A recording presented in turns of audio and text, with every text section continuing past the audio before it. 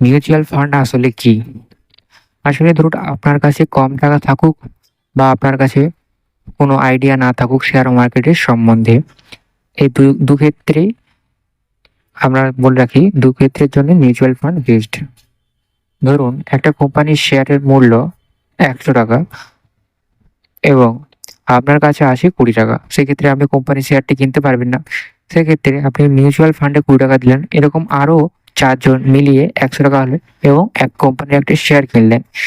সেক্ষেত্রে যা লাভ কোম্পানির, সেটা আপনার মানে ৫ জনকে ভাগ করে দেওয়া হবে। আর ধরুন আপনার কাছে টাকা আছে কিন্তু আপনার শেয়ার মার্কেটের সম্বন্ধে কোনো নলেজ নেই। কখন সেল করতে হবে বা কখন বাই করতে হবে, সেক্ষেত্রে বলে রাখি মিউচুয়াল ফান্ড আপনার জন্য বেস্ট। কারণ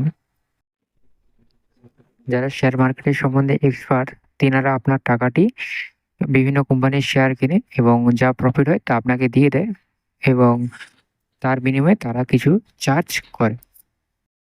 আসলে এটাই হলো মিউচুয়াল ফান্ড। এরকম নিত্য নতুন ফাইন্যান্সিয়াল ভিডিও পেতে আমাদের ইউটিউব পেজটি সাবস্ক্রাইব করুন এবং ফেসবুক থেকে দেখলে চ্যানেলটিও ফলো করুন।